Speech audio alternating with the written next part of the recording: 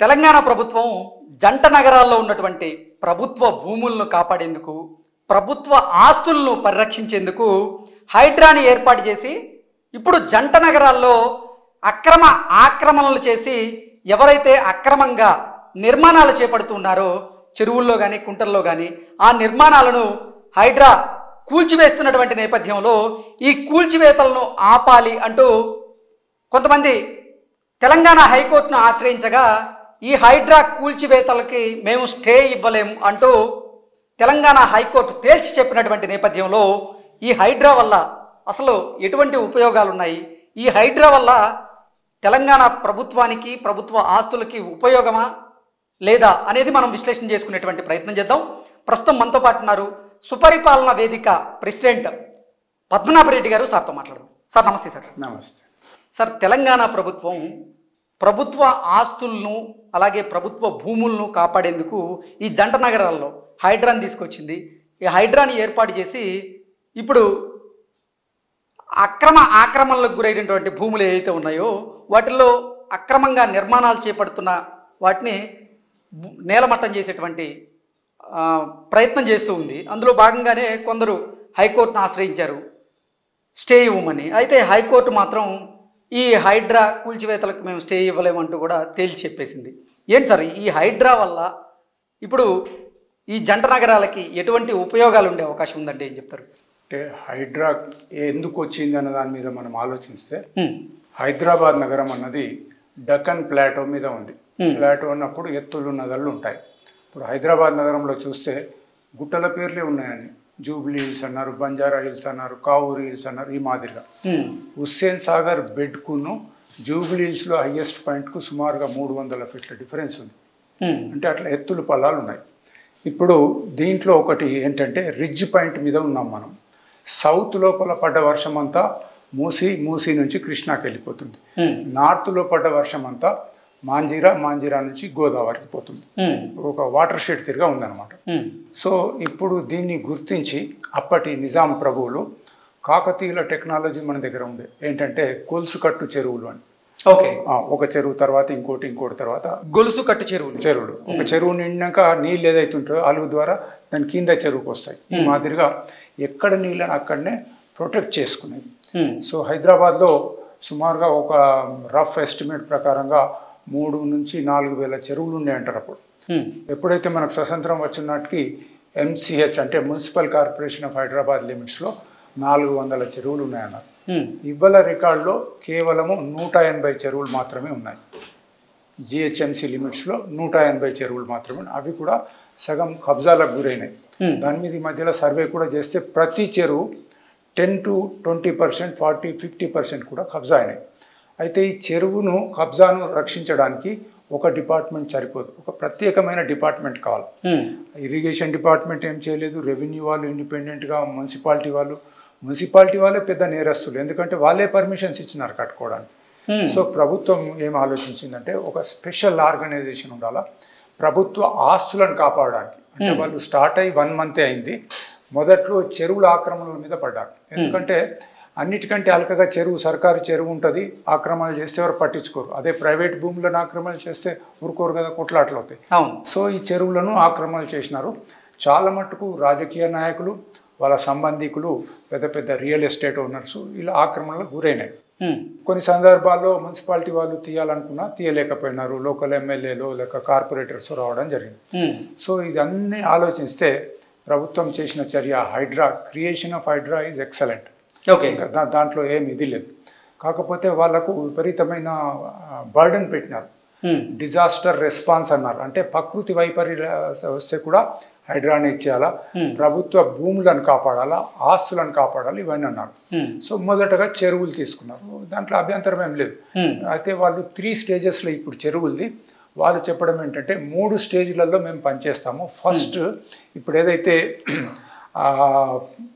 Construction లెవెల్లో ఉన్నాయో, రెండవది పర్మిషన్స్ లేకుండా చెరువులలో కట్టినాయి, తర్వాత మూడోది ఇంకా ఏం చేయాలా దీని మీద లోపల ఒకవేళ పర్మిషన్స్ ఉన్నా కానీ FTL అంటే ఫుల్ ట్యాంక్ లెవెల్ కానీ బఫర్ జోన్లో కానీ కట్టినట్టయితే తీసేయాలన్న ఉద్దేశంతో ముందుకెళ్తున్నారు. చాలా మట్టుకు ప్రజల నుంచి కంప్లైంట్స్ వస్తున్నాయి. ఇగో మా చెరువు ఇది కాన్ రాకుండా పోయింది, పత్రికలలో గమ్మత్తుకు వస్తున్నాయి. చెరువు ఉండే కదా ఇక్కడ, ఎక్కడ ఏమైంది, చెరువు మాయమైంది. ఇంతకు ముందు ఇంత విస్తీర్ణం గల చెరువులు ఉండేవి, కానీ ఇప్పుడు అసలు ఆ చెరువు మొత్తం కబ్జాకు గురవుతుంది, ఇప్పుడు అసలు చెరువులే లేకుండా పోయిందండి చాలా మంది కంప్లైంట్ చేస్తున్నారు. సో చెరువుల ప్రొటెక్షన్ అనేది రెండు విధాలుగా కావాలి సార్. ఒకటి ఫిజికల్ ప్రొటెక్షన్, అంటే ఆ భూమి ఆక్రమణకు గురి కాకుండా కావాలా. రెండోది దాని యొక్క వాల్యూ, అంటే మంచినీళ్ళ చెరువును మనము మొత్తం చుట్టుపక్కల కాలనీలలో ఉన్నటువంటి వ్యర్థాలంతా తీసుకొచ్చి దాంట్లో వదిలిపెట్టి అక్కడికి పోరాకుండా చేస్తున్నాం. ఉదాహరణకు ట్యాంక్ బండ్ మనం చూస్తున్నాం. ట్యాంక్ బండ్ కట్టినప్పుడు అది మంచినీళ్ళకి కట్టినారని చెప్తారు హిస్టరీ రికార్డులో. 400 సంవత్సరాల క్రితం ట్యాంక్ బండ్ కట్టి, ఇవాళ దాంట్లో చేతి పెడితే బ్లిస్టర్ అయ్యేటట్టు పరిస్థితి ఏర్పడుతుంది అనమాట. సో ఈ హైడ్రా వాళ్ళు చేసే పని మీద 100కి 90 మందికి ప్రజలు హ్యాపీగా ఉన్నారు. ఆక్రమణలు తొలగిపోతున్నాయి. ఇంతకు మొదలు వాయిస్ చెప్తే ఆ లోకల్ ఎమ్మెల్యేనో కార్పొరేటరో వీళ్ళ మీద ప్రెషర్ తెచ్చేవాళ్ళు, కొన్ని సందర్భాల్లో అటాకులు కూడా అయినాయి. ఇప్పుడు ఏం లేదు, సింపుల్గా హైడ్రాకి ఇన్ఫర్మేషన్ ఇస్తే వాళ్ళు వస్తున్నారు, ఎంక్వైరీ చేస్తున్నారు, నోటీసులు ఇస్తున్నారు, కూలగొడుతున్నారు. అయితే ఈ మధ్యలో ఏమైపోయిందంటే కొన్ని కూల్చడాలు ఏవైతున్నాయో ఒక రాజకీయ పార్టీకి ఎక్కువగా, ఇంకో రాజకీయ పార్టీకి తక్కువగా అన్న ఫీలింగ్ వచ్చింది ఈ నెల లోపలే. ఓకే, అంటే ఈ హైడ్రా అనేది రాజకీయ రంగు పులుముకుందంటారా? డిస్కషన్స్ చూస్తుంటే కొంచెం అదే విధంగా జరుగుతున్నట్టుగా ఉంది. మన దేశంలో దురదృష్టం ఏంటంటే ఏ మంచి పని చేయబోయినా ఒక రాజకీయ రంగు పులుముతూనే ఉంటారు. అది పట్టించుకోకుండా ముందుకు పోవాల్సిన అవసరం ఉంది. అయితే మీరు మొదట్లో అన్నట్టుగా ఒక వ్యక్తి గండిపేటలో ఒక ఫామ్ హౌస్ కట్టుకున్నాడు.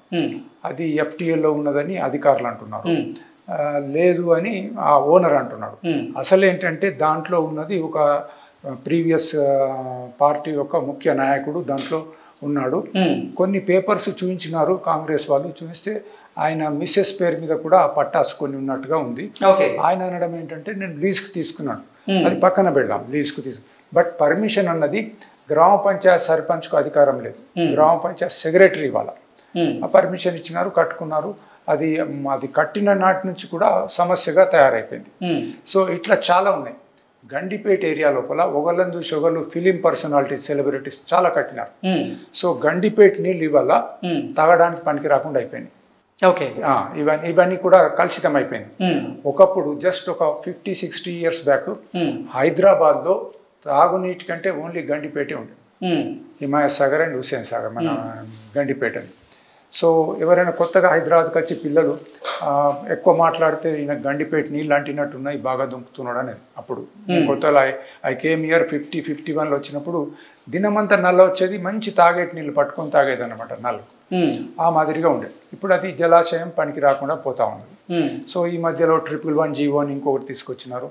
ఇలా రకరకాలుగా దాంట్లో కాంప్లికేషన్స్ అవుతా ఉన్నాయి. సో ఒక వ్యక్తి ఏదైతే ఇప్పుడు చర్చలో ఉందో ఆయన హైకోర్టుకు పోయినాడు. హైకోర్టు 2 విషయాలు చెప్పింది. అంటే పోయి ఇష్టం ఉన్నట్టుగా కూలగొట్టద్దు, చూడండి, వాళ్ళకు నోటీసులు ఇవ్వండి. అంటే జీవో నెంబర్ 99 ప్రకారమే ఈ అక్రమాలపై చర్యలు తీసుకోవాలి అంటూ కూడా హైకోర్టు సంబంధిత అధికారులకైతే ఆదేశాలు జారీ చేసింది. అట్లాగే మీరు ఎన్ని చెరువులను ఐడెంటిఫై చేసినారు ఆ లిస్ట్ ఇవ్వమన్నారు. ప్రభుత్వం కూడా లిస్ట్ అడుగుతా ఉంది. సో ఇది మంచిదే. కానీ ఇంకొక పార్శ్వంలోకి వెళ్తే కూలగొడుతున్నారు. ఇప్పుడు ఎందుకు కూలగొడుతున్నారు? అక్కడ ఆక్రమించినారు. ఆ చెరువుకు పూర్వ వైభవం తేవాల, రీహాబిలిటేటింగ్ ద ట్యాంక్ అంటారు. పూర్వ వైభవం ఎప్పుడు వస్తుంది? వీళ్ళు కూలగొట్టిన మొక్క అంతా అడగ రాశిలున్నాను. ఇంతకు మొదలు ఒక బంగ్లా షేప్లో ఉన్నది, ఇప్పుడు ఒక మొక్క కుప్పలా ఉండిపోయింది. అదంతా తీసేయాల్సిన అవసరం ఉంది. అలాగే ఇన్ని దినాలు ఏదైతే దాంట్లో సీల్ టచ్ చేరిపోయిందో దాని కెపాసిటీ తగ్గిపోయింది. ఒకప్పుడు దాంట్లో సుమారుగా ఒక 10,000 లీటర్ల నీళ్లు ఉన్నాయి అనుకుంటే ఇప్పుడు 4,000 కూడా లేవు ఎగ్జాంపుల్గా. సో దాని కెపాసిటీ చేయాలంటే అక్కడ ఉన్నదంతా కూడా మట్టి తీయాలి. ఇంకోటి ఏం చేయాలంటే ఆ చెరువును రక్షించుకోవాలంటే ప్రభుత్వం చేస్తే కాదు, చుట్టుపక్కల ఉన్న ప్రజలు లేక్ ప్రొటెక్షన్ కమిటీ అని ఒకటి స్థాపించి వాళ్ళకు అప్పచెప్పాలి. దాన్ని ఫెన్సింగ్ చేయాలా, చుట్టుపక్కల వీలైతే ఒక గ్రీన్ బెల్ట్ ప్లాంటేషన్ చేయాలా, చేసి వాళ్ళకు అప్పగించినట్టయితే తప్పకుండా ప్రజలు అదొక వాళ్ళకు.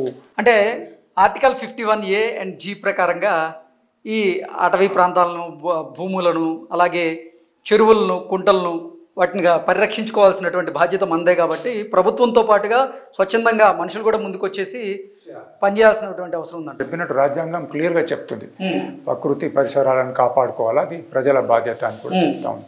సో స్థానికంగా ఉన్న ప్రజలకు క్లీన్ చేసి వట్టిగా ఇడిచిపెట్టి మీరు మేనేజ్ చేయమంటే చేయలేరు, చాలా డబ్బు ఖర్చు అవుతుంది. కూలబెట్టడానికి పెద్ద ఖర్చు కాదు, ఒక మెషిన్ వస్తుంది హాఫ్ అన్ అవర్లో కూలబెడుతుంది. కానీ అది ఒక డెబ్రీస్ అన్ని తీయాలా, అక్కడ ఉన్న మట్టి తీయాలా, ఇంకేదైనా గుర్రపు డెక్క ఆకు అటువంటి ఉంటే తీసేసి ఇంకా వచ్చే కాలువ, దాంట్లోకి వచ్చే కాలువను క్లీన్ చేయాలి. ఇంకొకటి ఏం చేయాలంటే చుట్టుపక్కల కాలనీస్ ఏదైతే వచ్చినాయో అన్ఆర్గనైజ్డ్గా వచ్చినాయి, ఒక పద్ధతి లేదు, ఒక ప్లానింగ్ లేదు. సో డ్రైనేజ్ సిస్టమ్ డెవలప్ చేసి ఆ కాలనీలో నుంచి వచ్చే మురికి అంతా కూడా ఈ చెరువులోనికి రాకుండా సిస్టమ్ డెవలప్ చేయాలా. వీలైతే అక్కడ చిన్న ఎస్టీపీ కూడా కట్టి ట్రీట్ చేసిన నీటిని చెరువులోకి వదలాలి. ఇదంతా చేసినప్పుడు ప్రజలు డెఫినెట్లీ చుట్టుపక్కల వాళ్ళు ఆకర్షితులు అవుతారు, వాళ్ళు దాన్ని కాపాడుకుంటారు. మరి చెరువులను ఎందుకు కాపాడాలి? మనకు పెద్ద పెద్ద ఉన్నాయి, నాగార్జున సార్ ఉంది, శ్రీశైలం ఉంది, దురదృష్టం కొద్దీ మనకు ఇది కూడా ఉంది, ఏమంటారు గండిపేట ఉంది, గండిపేట కదా ఇప్పుడు కాళేశ్వరం ఉంది, మంచిగా చెడ్డను అది ఉంది. ఈ విధంగా ఉన్నప్పుడు మరి ఇక్కడ హైదరాబాద్లో చెరువులను ఎందుకు కాపాడాలి? నంబర్ 1 రీజన్ ఏంటంటే ఎత్తు పల్లాలు ఉన్నాయి కాబట్టి పడ్డ వర్షం స్పీడ్తో కిందికి వస్తుంది. ఎక్కడికక్కడ చెరువులు ఉన్నట్టయితే ఆ నీళ్ళని ఆపుతుంది, అది ఆపి నీళ్ళు అక్కడ స్టోర్ చేస్తే గ్రౌండ్ వాటర్ డెవలప్ అవుతుంది. తర్వాత ఫ్లడ్స్ రావు. ఇప్పుడు చెరువులన్నీ మనం ధ్వంసం చేయడం వలన ఏ చిన్నపాటి వర్షం పడ్డా కానీ లో లయింగ్ ఏరియాస్లో పాపం ఫ్లడ్స్ వస్తున్నాయి, ఇళ్ళకు కూడా వచ్చేస్తున్నాయి. దానికి తోడు మన డ్రైనేజ్ వ్యవస్థ కూడా బాగా దెబ్బతిన్నది హైదరాబాద్ నగరం. ఈ రెండిటితోని గొలుసుకట్టు చెరువులు ధ్వంసం కావడము, డ్రైనేజ్ వ్యవస్థ కుప్పకూలడంతో 4 చినుకులు పడ్డా కానీ ఆ నాలాలన్నీ రోడ్లన్నీ నాలాల కింద తయారైపోతున్నాయి. సార్, ఇప్పుడు జంట నగరాల్లో ఉన్నటువంటి చెరువులు ఏవైతే ఉన్నాయో ఈ చెరువుల్లో చాలా శాతం ఇప్పటికే ఆక్రమణకైతే గురైనాయి, చాలామంది కబ్జా కూడా చేసేసారు. ఏంటి సార్, ఎంత మొత్తంలో హైదరాబాద్ అలాగే ఈ జంట నగరాల్లో ఉన్నటువంటి చెరువులు కబ్జాకి గురయ్యాయి, ఆక్రమణకు గురయ్యాయి అంటే ఏం చెప్తారు? అంటే చెరువు నుంచి చెరువు డిఫరెన్స్ ఉంది. కొన్ని చెరువులలో ఒక 10% ఆక్రమణలు, కొన్ని చెరువులలో 50-60% వరకు కూడా ఆక్రమణలు అయినాయి. అంటే ప్రతి చెరువుకు ఒక ట్యాంక్ మెమోయర్స్ అని ఉంటుంది, అంటే దాని జీవిత చరిత్ర ట్యాంక్ది, ఎప్పుడు కట్టినారు, ఎంత కాస్ట్, దాని విస్తీర్ణం ఎంత, కింద ఆయకట్టు ఎంత, ఏదైనా రిపేర్ చేస్తే కూడా రాస్తారు, అలాంటి సంవత్సరంలో రిపేర్ చేసినాం. అవి మన దగ్గర రెడీగా ఉన్నాయి. ఇది కాక ఇంకా మోర్ టెక్నికల్గా పోవాలంటే ఇప్పుడు 2000 నుంచి ఎక్కువ ఆక్రమణలు అయినా అనుకుందాం. ఉదాహరణకు 2000ది మన దగ్గర శాటిలైట్ మ్యాప్ ఉంటుంది, ఈవెలట్ మ్యాప్ ఉంటుంది, ఈజీగా ఏర్పడుతుంది ఎంత ఆక్రమణలు అయినా అని చెప్పి టెక్నికల్గా చూస్తే. సో ఈ ఆక్రమణలన్నీ తీసేయాలా, ఏదైనా కట్టడాల నుంచి కూల్చిపడేయాలా, చుట్టూరుగా ఫెన్సింగ్ చేయాలా, చేసేసి స్థానికులకు ఇచ్చినట్టయితే వాళ్ళు దీన్ని కాపాడుతారు. ఓకే సార్, ఏంటి ఇప్పుడు ఈ హైడ్రా ఈ జంట నగరాల్లో ఏ ప్రాంతాల్లో మాత్రమే వర్తించేటువంటి అవకాశం ఉందంటే ఏం చెప్తారు? అంటే ప్రభుత్వ ఆస్తులన్నీ కాపాడాలి, నాట్ ఓన్లీ చెరువులు కాదు. ఎక్కడైనా గార్డెన్లో వాళ్ళు పబ్లిక్ పార్కులో ఎంక్రోచ్ అయితే దాన్ని కూడా వాళ్ళు చూస్తారు. కాకపోతే 1 మంత్ కూడా కాలేదు దాని మీద మొత్తం స్టేట్ ఆస్తి అంతా ప్రొటెక్ట్ చేయమంటే అయ్యే పని కాదు. కానీ ఒక్కటి ఏంటంటే ప్రభుత్వం ముఖ్యంగా CM is very particular, number 1. Number 2, మన బడ్జెట్లో 200 కోట్లు ఇచ్చినారు. సాధారణంగా మనం చూస్తాం ఎక్కడైనా ఏ స్టేట్లో అయినా పెద్ద ఎత్తున అనౌన్స్ చేస్తారు ఈ ప్రాజెక్ట్ ఆ ప్రాజెక్ట్, కానీ బడ్జెట్లో డబ్బు ఉండదు, వాళ్ళు వట్టిగా ఉంటారు, ఒక చైర్మన్ ఉంటాడు, కొద్దిగా స్టాఫ్ ఉంటారు. అట్లా కాకుండా 200 కోట్లు బడ్జెట్ కేటాయించినారు. ఆయన అడిగిన స్టాఫ్ ఇస్తూ ఉన్నారు. ఇప్పటికే 700-800 పీపుల్ని ఏదో డిప్యూట్ చేసినారు. ఆయన 3500 స్టాఫ్ కావాలంటున్నాడు, ముఖ్యంగా పోలీస్ వాళ్ళు.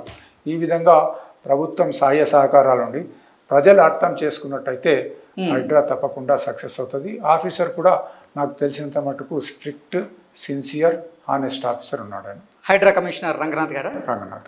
ఓకే, ఏంటి సార్, అంటే ఈ జంట నగరాల్లో ఏర్పాటు చేసినటువంటి ఈ హైడ్రా ఏదైతే ఉందో ఇది చాలా అద్భుతంగా ఉంది. ఇది తెలంగాణ రాష్ట్ర వ్యాప్తంగా అంటే తెలంగాణలో ఉన్నటువంటి 33 జిల్లాల్లో కూడా ఈ హైడ్రాని ఏర్పాటు చేస్తే అంటే ప్రభుత్వ భూములు ఏ అయితే ఆక్రమణకు గురయ్యాయో, ప్రభుత్వ ఆస్తులు ఏ అయితే ఆక్రమణకు గురయ్యాయో ఆ కబ్జాకారుల కబంధహస్తం నుంచి వాటిని విడిపించవచ్చు. కాబట్టి రాష్ట్ర వ్యాప్తంగా ఈ హైడ్రా లాంటి దాన్ని తీసుకొస్తే బాగుంటుంది, ఏర్పాటు చేస్తే బాగుంటుంది అంటూ కొంతమంది డిమాండ్ చేస్తూ ఉన్నారు. వారి డిమాండ్ని ఎలా చూడొచ్చు? ఇది కరెక్టే. ఇప్పుడు చెరువుల ఆక్రమణ అనేది ఒక హైదరాబాద్ సికింద్రాబాద్లోనే కాదు, చాలా జాగాలో ఎక్కడైతే భూమి విలువ ఉంటుందో, భూమికి ఎక్కువ ధర ఉంటుందో, ఎక్కడైతే డిమాండ్ ఫర్ హౌసింగ్ ఉంటుందో అక్కడ ఆక్రమిస్తున్నారు. ఇప్పుడు ఇంటీరియర్ ఫారెస్ట్ ఏరియా లెక్క చెరువు ఉంటే అవి ఆక్రమణలకు గురి కాలేదు. కానీ ఎక్కడైతే భూమికి డిమాండ్ విలువ ఉండి బిల్డింగులు కట్టేది అంటే ఎవరో బిల్డర్ వస్తాడు, ఏదో చేస్తారు, రికార్డ్ ట్యాంపరింగ్ చేసేసి అది పట్టా ల్యాండ్ అని చూపిస్తారు. జిహెచ్ఎంసీ ఈజ్ రెడీ అంటే మున్సిపల్ అధికారులు వెంటనే పర్మిషన్ ఇస్తారు, ఎలక్ట్రిసిటీ వాళ్ళు రెడీ ఉంటారు, వెంటనే కనెక్షన్ ఇస్తారు. ఈ మాదిరిగా జరిగిపోతుంది. నిన్న హైకోర్టు కూడా అదే అన్నది. 30 ఏళ్ల క్రితము మీరు గవర్నమెంట్ ల్యాండ్ పట్టా ల్యాండ్ రిజిస్టర్ చేస్తే రిజిస్ట్రేషన్ ఛార్జెస్ తీసుకొని రిజిస్టర్ చేసినారు. తర్వాత వాళ్ళు మన హెచ్ఎండిఏకి పోయినారు. హెచ్ఎండిఏ కూడా దాని మీద డబ్బులు అంటే ఫీజు కలెక్ట్ చేసి అప్రూవ్ చేసేసి లేఅవుట్. తర్వాత మున్సిపాలిటీకి పోయినారు. మున్సిపాలిటీ కూడా 7-8% ఏదో ఉంటుంది, అది తీసుకుని వాళ్ళు ఏం చేయలేదు, ఒక స్టాంప్ కొట్టేసినారు, ఇచ్చేసినారు. అక్కడ కూడా డబ్బులు కట్టినారు. తర్వాత వాళ్ళు ఇల్లు కట్టుకున్న తర్వాత పవర్ డిస్ట్రిబ్యూషన్ కార్పొరేషన్ పోతే వాళ్ళు పవర్ కనెక్షన్ ఇచ్చినారు, వాళ్ళు కూడా ఫ్రీ ఇవ్వలేదు, దానికి కూడా మీటర్కు డబ్బు ఇదంతా ఉంటుంది. ఇప్పుడు మీరు చెప్పినట్లుగా ఇప్పుడు జిహెచ్ఎంసీ కానీ విద్యుత్ శాఖ కానీ దీంట్లో ఏంటంటే హైకోర్టు ఏమన్నదంటే ఇన్ని ఇచ్చినారు, మీరు పవర్ ఇచ్చినారు, వాటర్ కనెక్షన్ ఇచ్చినారు, రోడ్స్ అన్ని అయిన తర్వాత 30 ఏళ్ళ తర్వాత ఇప్పుడు వచ్చేసేసి అది FTL అనో లేకుంటే బఫర్ జోన్ అనో ఈ మాదిరిగా అనడం సరైంది కాదు. పరిశీలించండి సరిగా. వాళ్ళు అనుమతులు లేకుండా కట్టినట్టయితే మీరు దాక్షిణ్యంగా కూలబెట్టండి, మేము అడ్డం రాము, మేము స్టే చేయము. అన్ని పర్మిషన్స్ తీసుకున్నట్టయితే ఆలోచించండి అని చెప్పింది హైకోర్టు కూడా. సపోర్టింగ్ హైడ్రా, మేము ఇప్పుడు ఎటువంటి స్టే ఇవ్వము. కాకపోతే అంటే అక్రమ నిర్మాణాలు, పర్మిషన్ లేని ఆ భవన నిర్మాణాలు ఏవైతే ఉన్నాయో వాటిని కూల్చివేయండి, ఇబ్బంది లేదు. కానీ గతంలో పర్మిషన్లు తీసుకున్నవారు మీరు అంటే ప్రభుత్వ శాఖలు ఏవైతే ఉన్నాయో అప్రూవ్స్ ఇచ్చిన వాటిని ఇప్పుడు తొలగిస్తామంటే కరెక్ట్ కాదు అనడం కూడా అంటే హైడ్రాని ఒకంత వ్యతిరేకించినట్లుగా చూడొచ్చా దాన్ని? ఎందుకు అవుతుంది? హైడ్రా ఎక్కడ కూడా అన్ని పర్మిషన్ తీసుకుని కూలగొట్టినట్టు దాఖలా రాలే. అంతా 30 డేసే అయిపోయింది హైడ్రా పనిచేయబట్టి. వాళ్ళు మొదలు నోటీసులు కూడా ఇస్తా ఉన్నారు. ఇప్పుడు చాలా కాలనీస్లో నోటీసులు వస్తూ ఉన్నాయి. సో వాళ్ళు తమ రికార్డు చూపించినట్టయితే మాది ఇది పట్టా భూమి అని చూపిస్తే వాళ్ళు టచ్ చేయకపోవచ్చు. సో నేను హైకోర్టు కూడా చెప్పింది కాబట్టి వాళ్ళు కొద్దిగా జాగ్రత్తగా, అంటే ఒక ఏదో హైప్ క్రియేట్ చేయడానికి పెద్ద ఎత్తున ఏదో కూలగొట్టడం, అది పత్రికలలో రావడం, టీవీలో రావడం, దాని ఉద్దేశం అది కాదు. ఉద్దేశం ఏంటంటే అక్రమ నిర్మాణాలు ఒక డిపార్ట్మెంట్తో అయ్యే పని కాదు. ఎందుకంటే చాలా డిపార్ట్మెంట్స్ దీంట్లో ఇన్వాల్వ్ అయి ఉన్నాయి.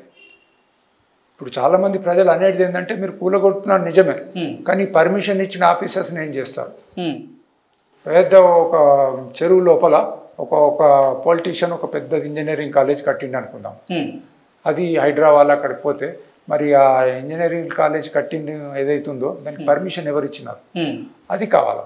అంటే ఓసారి మన ఇంతకు మొదలు పూర్వ ముఖ్యమంత్రి గారు చెప్పినారు, నేను కనుక జిహెచ్ఎంసీలో అవినీతి అధికారుల మీద చర్య తీసుకున్నట్టయితే ఒక్కడు కూడా మిగిలాడన్నాడు.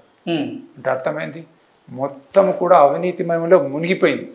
హెచ్ఎండిఏ వాళ్ళు అయితే స్పెషల్ వాళ్ళు ఎట్లా రిసర్చ్ చేసినారంటే ఒక భూమికి వాళ్ళు లేఅవుట్ కోసం వస్తే దాన్ని విలువ కడతారు, కట్టి దీనికి ఇంత పర్సెంటేజ్ అని తీసుకుంటారు. పెద్ద భూమి ఉంటే ఎక్కువ లంచాలన్నమాట.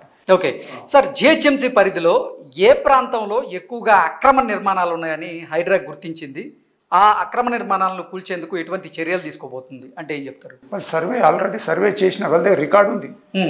ఇప్పుడు ఏదైతే హైదరాబాద్ ట్యాంక్ ప్రొటెక్షన్ ఏదో ఒకటి డిపార్ట్మెంట్ ఉంది, ఇరిగేషన్ డిపార్ట్మెంట్, వాళ్ళ దగ్గర రికార్డు ఉంది. జిహెచ్ఎంసీలో రికార్డు ఉంది, అట్లాగే హెచ్ఎండిఏలో కూడా రికార్డ్స్ ఉన్నాయి. సో వాటిని పరిశీలించి ఇమీడియట్గా సీరియస్గా ఏదైతున్నాయో, ఇంకా కన్స్ట్రక్ట్ చేస్తున్నారు, ఇంకో 1 మంత్ అయితే మొత్తం అయిపోతుంది అన్న వీటిని కూలబెడుతున్నారు. తర్వాత వాళ్ళు హైకోర్టు చెప్పిన పద్ధతిలో ఆ జీవో 99లో ఉన్న ప్రకారంగా ముందుకు వెళ్తారని అనుకుందాం. అయితే ఇక్కడ ఒకటి, ఒక స్వచ్ఛంద సేవా సంస్థగా నేను చెప్పేది ఏంటంటే, గ్రామం నుంచి తన జీవితంలో సేవ్ చేసుకున్న డబ్బంతా తీసుకొచ్చి ఇక్కడ ఒక బిల్డర్ను నమ్మి ఆయనకు డబ్బులు ఇచ్చి ఒక ఫ్లాట్ కొనుక్కున్నాడు. 10 ఏళ్ళు అయింది అందులో ఉంటున్నాడు. ఇవాళ హైదరాబాద్లో కూల పెడతామంటే వాళ్ళ జీవితాలు రోడ్లను పడ్డట్టు. అంటే హైదరాబాద్ అనేది ఏంటంటే ignorance of law is not an excuse. Okay, ignorance కాదు, వాళ్ళు ట్యాంపర్ చేసినారు.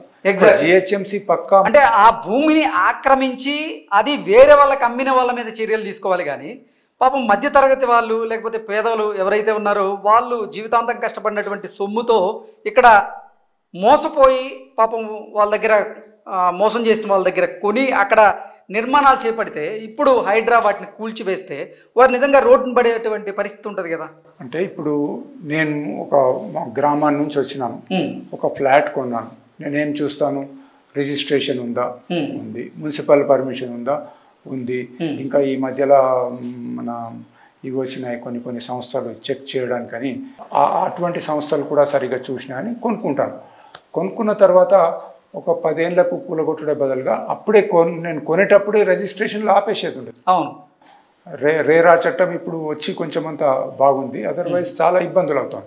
మా సజెషన్ ఏంటంటే మా ఫోరం ఫర్ గుడ్ గవర్నెన్స్ నుంచి ఈ ఫ్లాట్స్ కట్టి ఎవరైతే అమ్మినారో వాళ్ళ ఆస్తులని జప్తు చేయండి. ఎగ్జాక్ట్లీ, వీళ్ళకు కాంపెన్సేషన్ ఇవ్వండి, వీళ్ళు ఏదైతే తప్పు. ఒకవేళ ఆయన దొరకకుంటే ప్రభుత్వం అన్న కానీ ఖాళీ జాగా వీళ్ళకి చూపించాలా. 5 లక్షలు 10 లక్షలు ఇస్తామంటున్నారు కదా ఇల్లు కట్టుకోవడానికి, ఆ డబ్బు ఇవ్వండి. కొంతలో కొంత వాళ్ళకు మేలు అవుతుంది. కానీ అంటే ప్రభుత్వ భూములు ఏదైతే ఉంటాయో వాటిని వారికి కేటాయిస్తే వారు దాంట్లో నిర్మాణం చేసుకునే దానికి అవకాశం ఉంటుంది అంటారు. ఆ విధంగా చాలా అంటే హ్యూమన్ యాంగిల్ ఉంది. ఇప్పుడు అశోక్ నగర్ నాలా ఉంది, మన దీని నుంచి ట్యాంక్ బండ్ నుంచి పోతూ ఉంటుంది, బాగా ఆక్రమణలు అయినాయి.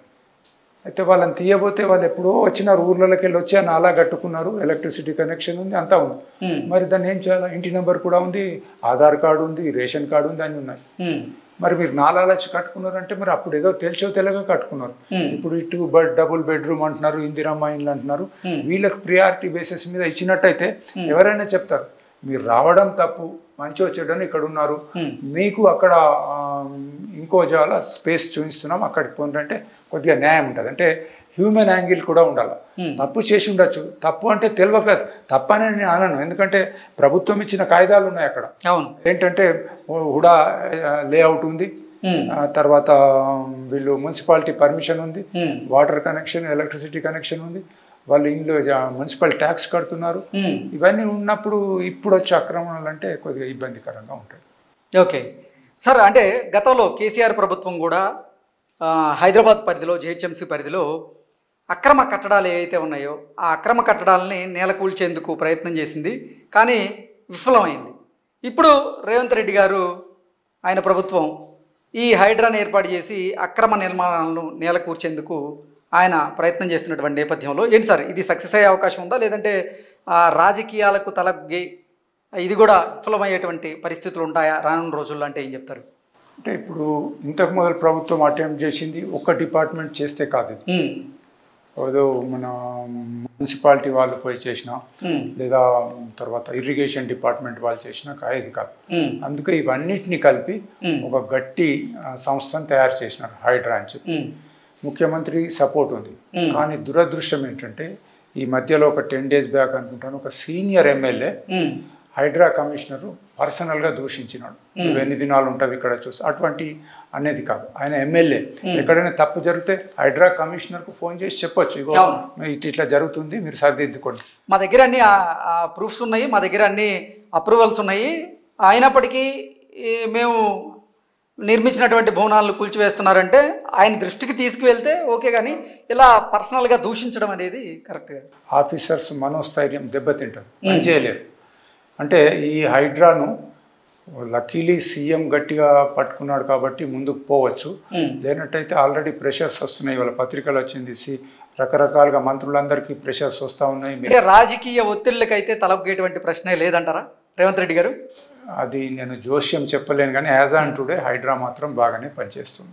ఓకే, అంటే ఇప్పుడు హైడ్రా ఏర్పాటు చేసిన తర్వాత కూడా హైదరాబాద్లో కొన్ని ప్రాంతాలలో అక్రమ నిర్మాణాలు చేపట్టిన వాళ్ళలో కొంతమంది సెలబ్రిటీలు కూడా ఉన్నారు. వాళ్ళకి సంబంధించినటువంటి నిర్మాణాలు ఇంకా నేలకూల్చలేదు అనేటువంటి ఆరోపణలు కూడా రేవంత్ రెడ్డి గారి మీద, ఆయన ప్రభుత్వం మీద వస్తూ ఉన్నాయి. ఏంటి సార్, వాటిని ఎలా చూడొచ్చు? అంటే మనం ఒక 30 దినాలలో మొత్తం హైదరాబాద్ను క్లీన్ చేయలేరు, వాళ్ళు స్టెప్ బై స్టెప్ పోతున్నారు. ఒక 3-4 months టైం ఇవ్వండి. సెలెక్టివ్గా వాళ్ళు చేసినట్టయితే నా హైకోర్టు కూడా ఏదన్నది 100 గజాల ఆక్రమించినైనా 1000 గజాలు ఆక్రమించిన ఒక పద్ధతి ప్రకారం పొంది అన్నారు. కాబట్టి వాళ్ళు ఎక్కడెక్కడైతే వాళ్ళకు ఇంటెలిజెన్స్ రిపోర్ట్స్ వస్తున్నాయో, ఎక్కడెక్కడైతే పబ్లిక్ నుంచి కంప్లైంట్స్ వస్తున్నాయో దాని మీద కాన్సన్ట్రేట్ చేస్తున్నారు. ఒకటే దినంలో మొత్తం హైదరాబాద్లో చెరువులన్నీ కబ్జాలు ఖాళీ చేయడం అయ్యే పని కాదు. కొంచెం టైం ఇవ్వండి వాళ్ళకు. హైడ్రాకు ఒక 3-4 months వర్కేబుల్ టైం ఇచ్చి అప్పుడు గిట్ట వాళ్ళు ఏదైనా ఇది చేసినట్టయితే, అంటే పక్షపాతం చూపించడము లేదా ఒకే రాజకీయ పార్టీని టార్గెట్ చేసి వాళ్ళ బిల్డింగ్లు కూలగొట్టడం అయితే మన కోర్టులు ఉన్నాయి, అసెంబ్లీ ఉంది.